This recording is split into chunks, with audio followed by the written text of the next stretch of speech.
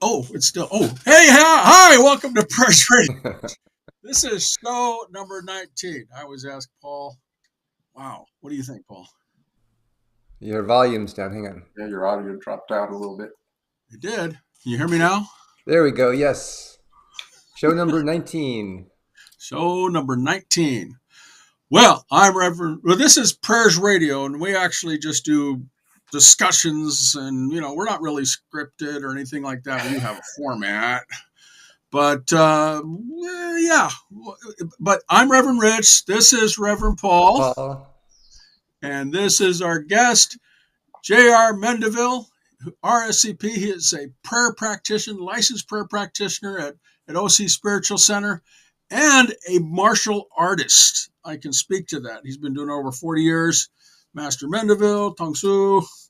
And he's also a very good friend of mine. And we fight sometimes. We've known each other about 20 years now. Yeah, it's been a long time. Mm-hmm. Well, let's. Should we pray in, Paul, or should we just let him tell about himself beforehand? What do you think? No, let's all pray in first. That sets the ground for everything. All right, go ahead and lead us in prayer if you would. Oh, I love to lead in prayer. So let's look into that mind's eye and really connect with the universe. The universe is all around us. It's spinning in and out and through us. And we are experiencing this collision of time, space, and energy. And in that idea, in that unity, I declare that our time together here is one of positive influence and loving guidance to all. It is a beautiful unfoldment, and I am grateful. I am grateful to know that of Rich and Paul, and I'm grateful to know of all the listeners that may be listening and see something that they can take away and appreciate. And in that gratitude, I do release into law, and so it is. Amen. And so it is. Wow. Always powerful. You have to realize something, that this is a martial artist. We talked about business in show, was it 6? I always got to look at my notes because we've done a lot of shows. What do you think, Paul? A lot of shows so far? A lot of shows, but just beginning. Just beginning. The nice thing about it is that a lot of times as science of mind practitioners, we always release in the law that, we accept more. We don't want more. We tell the universe, hey, it's ours to have, and I want it. So why don't you tell the audience a little bit about yourself, JR, if you would, please? Well, I've been in Science of Mind. Actually, I was first exposed to it about 20, or something similar to that, Unity, about 20 years ago. And over that time, between things happening, my life experiences, I finally started attending church. In fact, one time it was really funny. Richard got me into the classes. I was teaching children on Tuesday nights, and I couldn't, or was it Thursday nights? Anyway, and I couldn't go to the classes. And then one time the parents called me and said, well, we can't get together tonight. And then Richard's called, why don't you come to the class?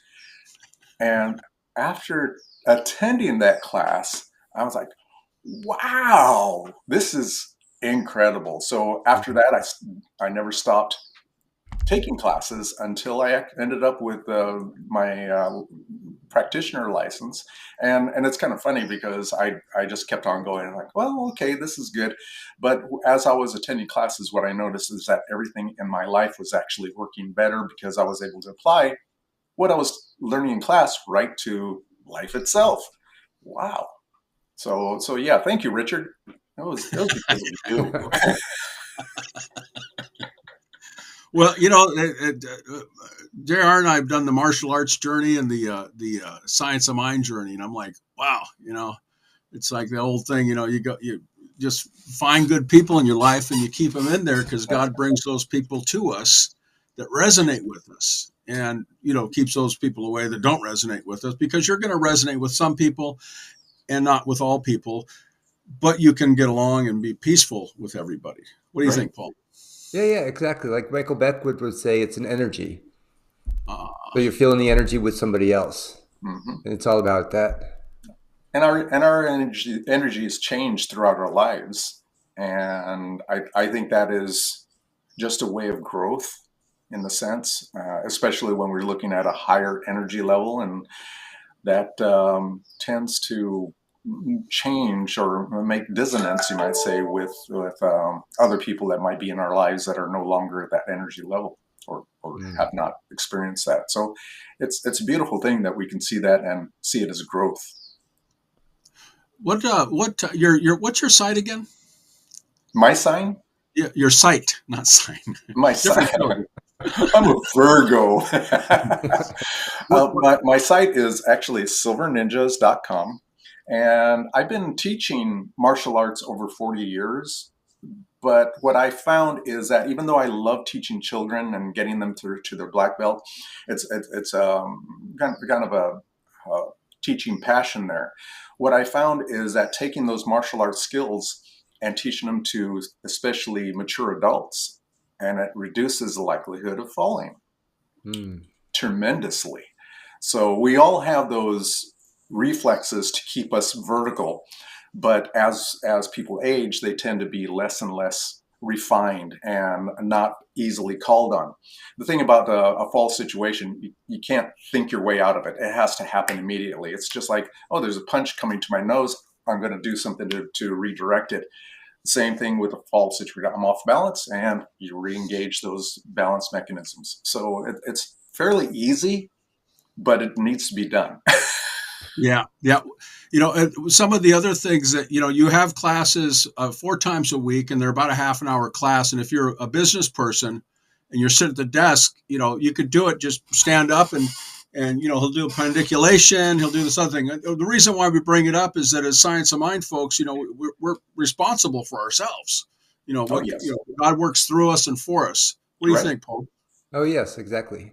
And so we need to get that exercise, and then he'll do a plug at the end of this, but we'll get into that. He's also a veteran of the armed services, so those of you that are Air Force, this guy's was Air Force. But anyways, I just put it out there because we love our country, and we love everybody else out there in the world also.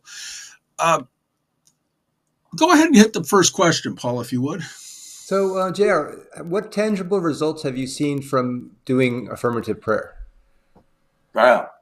Affirmative prayer, first of all, one of the biggest things is, even before the prayer for me, is reaching clarity on what I really want and what I desire, should I say, and feeling myself moving into that. That's one of the first things, because without that, it's kind of wishy-washy and really not directed. And with that, I'm able to direct myself. For instance, would I believe 10 years ago that I'd be having my own sessions here in my home, teaching people to not fall? No, I didn't. But I understood. For instance, when my first student was actually my mother. And what I found is that as she was getting older, she was experiencing decline.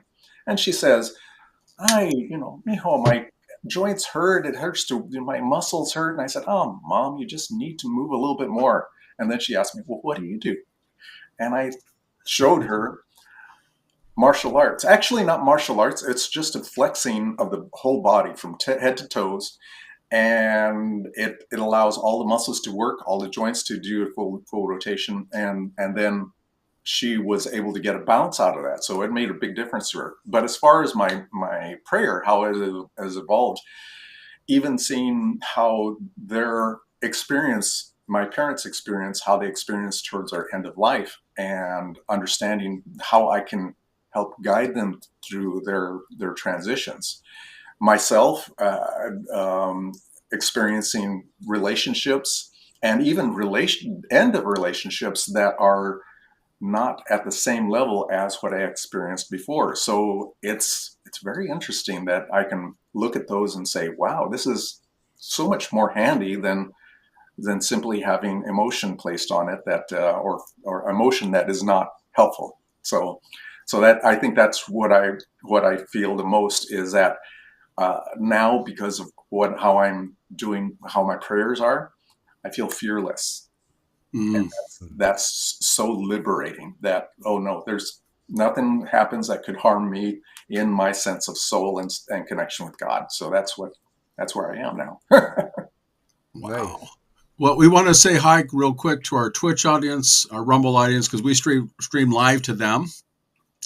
And then we add our YouTube audience a little bit later because there's a real weird technical glitch going on with that. But yeah, we put it on later. But we just want to say hi and to our our Substack and our folks on Apple Podcasts, which we just added last week. Did I tell you about that, Paul? Yeah, that's the best thing ever. Nice. Oh, yeah. And then, of course, radio.net and a bunch of other ones. So we're out there.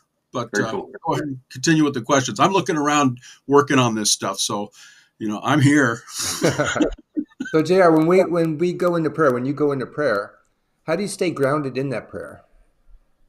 How can I not be grounded? It's interesting because it's all training of mind. It's just like training of the body. You learn a particular motion, you practice it and practice it and practice it. If I wanted to do a good snap kick, I just practice it and refine it and refine it. It's much the same thing that I did with when it comes to prayer and allowing myself to set into that mode of prayer. What I find more interesting is that how quickly I can actually drop into that and not have to feel I position myself to the North Star or whatever. It doesn't matter. I'm just saying that I could drop right into it and say, or if I'm experiencing something. A good one is traffic. I see traffic slowing down up ahead, and I say, I am in perfect flow, God's perfect flow, God's speed right now. And I do a couple of lane changes and I keep on going. I don't slow down. Okay, that's how I do it. And of course, parking spots. And I look around, there's all these cars here, but there's a spot for me. And if I rush it, I get there before the parking spot is ready. And if I take my time as I'm pulling up, the reverse lights come on. Oh, there it was. Okay. It's exactly like that. So how do I put myself into there? It's like I said, it's almost a constant because I've practiced it so much. I can drop into that prayer mode very quickly, very easily, but it does take practice. And what's that feeling behind the prayer? Because prayer is always about the thought and the feeling. That's love. One of the things I like to think about almost all situations is that when you're in a situation, what do you do to help resolve it? Throw love at it. Just, if you imagine yourself a vessel and you just pour right into it, and the whole thing changes. The whole thing changes. And, withholding that love is probably our biggest downfall in the sense that we might feel that for me personally, that I might need to protect myself. And that's like, no, I'm just going to throw love at it, and then it resolves. So that's the quick and easy way to do it. Of course, again, it takes practice to come to that place. So. Sort of like the martial arts of the spiritual world is what science of mind is. What do you think? Put it. Yeah, I was thinking about that because, you and I are martial artists and stuff. We know better if you don't have to fight, you could just run, depending on the situation. Why should I stay around and, spend any energy on something? Like Paul talked about that in a previous show. I don't want to give any energy to this. I'm just going to, remember it. What do you think, Paul? Yeah, I was going to ask JR too, with the martial arts aspect of prayer. So prayer could be a martial arts for the spirit. So we're bombarded with fear, anxiety, or lack, and then you can step aside from that and know love, know abundance, know faith. Right. Exactly. And how does that start with your day? How do you start your day normally? Well, one of the first things before I even get out of bed, I affirm, what kind of day am I going to have? And it's always the same answer. Awesome. I don't know what's going to happen, but there's just such beautiful unfoldment out there right now, unfolding for me. And that allows me to get out of bed, and with the spring. But as I mentioned in our pre-broadcast, that when it comes to prayer and meditation, I try to be in constant prayer. And in the sense that and meditation. So I've been asked, well, how you got to meditate at least once a day. It's like, God, I can't get over meditating less than 5 times a day, just because it.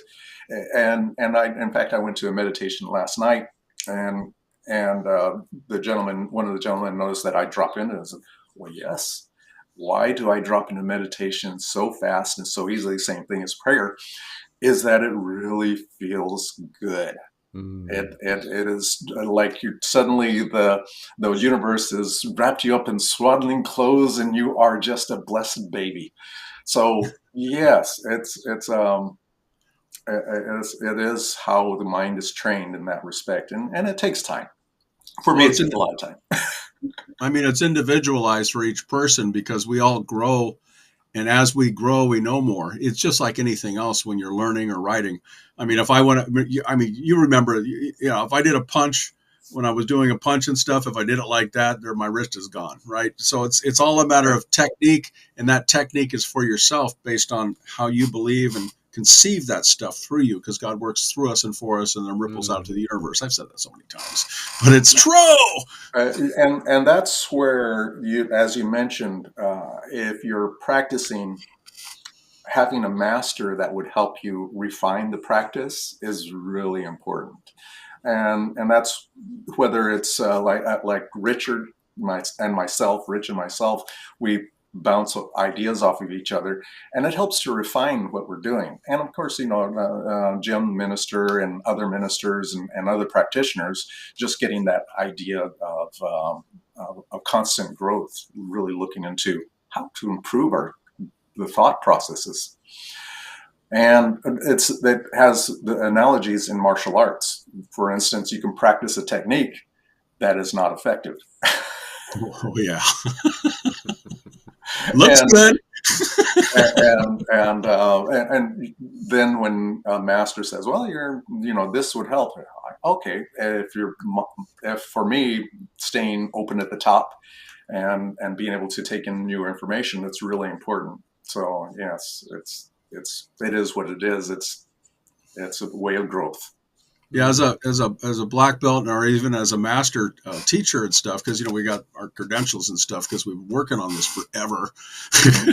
But even myself and JR and stuff, the techniques have to be there, and if you don't have somebody at least critique you on the techniques, even with prayer, sometimes it's like, well, you didn't release it to law. What do you expect? It's not going to, even just saying this or something better. Yeah. What are your thoughts on that, Paul? I mean, if you don't release a prayer to the law, what's your thoughts? Well, if there's any doubt, then you just do the prayer over. Because a prayer is always about the person praying. It's not about what we're demonstrating or manifesting. It's how we feel and think into that prayer. And that's why we have these conversations. That's what this whole show is about, is the conversation. This is not scripted, folks. We're just, wow, that sounds good. Well, when JR was talking about the martial arts, it brought up the 80s movie, The Karate Kid. And he was through the practice of doing different rituals, the wax on, wax off, the up and down, to get into that mode of repetition. And so it's the same thing with prayer. We get into that mode. Like JR pre-show was talking about just being in prayer all the time. And would you like to share that, JR, how your prayer has evolved over time? Well, yes. One of the biggest things that when we were first learning, we'd write out the prayers. But what I now feel is that even though I can write out a prayer, and I will write out a prayer on occasion, as soon as I finish with that last period at the end, I realize this prayer is no longer alive. It is on paper, but it's no longer alive. And when I can stop, just as when we did the prayer at the beginning of the show, those are the live prayers, the ones that really, we have to drop into that idea of unity and deliver it in that respect. And that's what I say is a live prayer. So have those evolved? Well, like I mentioned, it's constant. I go and start breakfast, and I'll do a quick. Whoa, what kind of breakfast am I gonna? I don't know, but it's gonna be delicious. Might drive to wherever I might commute to. The traffic. I look at the ways. Oh, there's traffic building up, but it's going to be perfect. Somehow, it's just going to flow as a river, or even meeting with somebody that may have. There may be some conflict or whatever, and praying through those as well. So it goes on and on and on and on. And I plant a seed and I do a prayer. I turn on the computer. Yeah, I'll do a prayer there. What do I what's my expectancy of my computer? Is it going to work? And I'm rarely surprised with a negative. So it's yeah.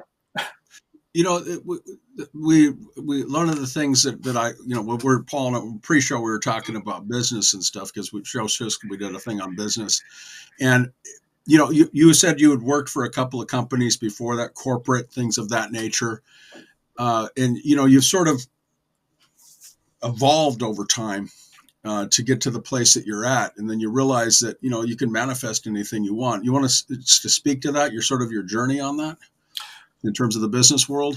Well, now remember, it's perspective there, that even though the business world was not necessarily my most desired, I also did not have the tools that I have now. So I can look at it and say, well, it wasn't working out for me, but I wasn't applying what I know now. So it's like, okay, well, now I'm in a different place and I'm doing a different thing and I'm really enjoying it. But is it because I'm doing a different thing and I'm in a different place and I'm doing what I'm enjoying, or simply because every time I open up my sessions, I'll do it with a prayer? Who knows? Right? It's all perspective in that respect. So if I look back and I would think, if I was applying prayer for anything I was doing, whether I was going to college, or doing analysis of the equipment I was working with, or the processes that we were developing, had I put prayer into that? Not likely. And so they came out to the default, which is, okay, what can this brain put into it, rather than spirit is already applying in it. Wow. I've said this before. I wish I would have known this when I was in my teens. Oh my God. But you might not have been ready for it. The energetic. Actually, I probably was. But what I did is I allowed myself to be drawn into the conditions of, okay, I got to do this, I got to do that, I got to do this. And so I was looking at myself as the source rather than the universe as a source. So it was very different. And that's why I say, wow, what would I have done with this if I knew this in my teens? Well, it's again, that goes to that receptivity. I think I told you that I was at Huntington Beach CSL for a little while, and my mother would take me there, and I'd be like, I don't want no church. And then you end up either accepting it at that point or going on a different path and stuff that makes you the person that you are today. And that's a good thing. That's interesting, because one of the most interesting things that I found about it is that when I was I had actually attended Michael Bernard Beckwith's church in Culver City one time. And I remember Michael in this very flowery and beautiful language talking about the upper room and all the light that's filled and beauty in it. And I look and I say, yeah, Michael, what are you talking about? How do you get there? And I didn't know at the time, but I was asking the universe, show me. And before then, I didn't know that I could ask that. Well, I still didn't know that I could ask that question, and eventually that answer would come. So now I could ask that question and say, illuminate me. How can I heal my hip? I experienced a sprain in my hip. How do I heal this? And then, here it is. That's one of the ways I'm going to heal it. And it's very subtle. It's very subtle, but we as beings can be constantly illuminated. After all, it's always raining on us. It's always raining on us. We're at the 5-minute mark before the close of our show. Paul, go ahead and ask the questions that you want to ask. Hey, is there a favorite book by Ernest Holmes that you enjoy? Well, this thing called You is probably the most available. And even though I love Ernest Holmes, I do capture knowledge from all sorts of sources. Eckhart Tolle is another favorite of mine. I love actually. I had loved reading Troward's Thomas Troward as well. He had a very eloquent way of putting things. They weren't in the, you might say, science of mind, but they do have that flavor in it. And I love how that. So I look at it this way: there's sources of information everywhere. Oh yeah, that's what Ernest Holmes did. He brought all the information in and utilized it into the one book. Right, and so all that information is there, whether it's in the textbook, whether it's in this thing called You, or whether even other philosophies, of course. But understanding that when you're taking these in, are they expressed in love or are they expressed in fear? And that's probably the definitive way to say, well, what does this say for me? And if I could say that, yes, this sounds like love to me, then I can say, okay, that's usable for me. If it's from a fear-based, then I can reject it fairly easily. Perfect. And what's your favorite? Go ahead. I was going to say, what's your favorite quote? And that isn't the mainstream that everybody else says. So. Wow. Ernest Holmes quotes. Yeah, you know what? I didn't look this up. So that's why we have you on the spot, because this is you put me on the spot, and I was thinking a quote from Ernest Holmes. You know, I'm not saying it's a quote, but it is important. Is Rule 52, and just understanding we do experience this in the way that we decide to experience it, rather than simply being thrown on us. So, like I said, Rule 52, which is on page 52 of the textbook, and I'm not going to quote from it because I don't have it in front of me. Otherwise, I would. Well, we did talk about it in a previous show. The Rule 52 and stuff, Paul and I. So you can always check back on the previous shows on that. Yeah. What other questions do you have on this, Paul? If you were to talk to somebody not in science of mind, how would you explain it to them? Learn freedom.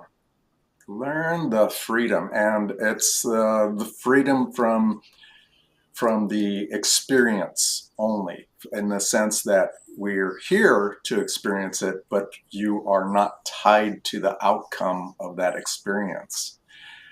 And I think understanding that, and the other thing I think is that prayer helps to define what our experience will be, rather than, and Richard and I have talked about this, is going with the default, which is like throwing the dice. And when you get throwing the dice, you get statistics and you have a mean. But when it comes to prayer, every time you throw the dice are loaded in your favor. Whatever happens, they're loaded in your favor.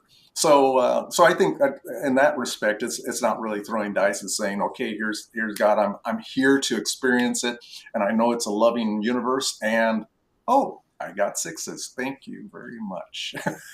I think I need to release that book that I talked about with you on that. It's coming. I already have the IBSN for it. It's already locked in, the name and everything. What is the takeaway that you want our audience to have from this conversation? Well, like I said, that there's a freedom out there that most people. If I try to look back on what I was experiencing before I was really exposed to science of mind, and also the idea of the spiritual, our connection and our ability in spirituality, is that everything else is fear-based. And it's, even if you're doing well, there's always a fear that at some point there's a failed. So really seeing that in the sense that we have a really dominion over our lives, a huge dominion over our lives that cannot be denied. And with that, if I was looking at my former self saying, there's a way path through this. You do have to learn it, but there is a way path through this.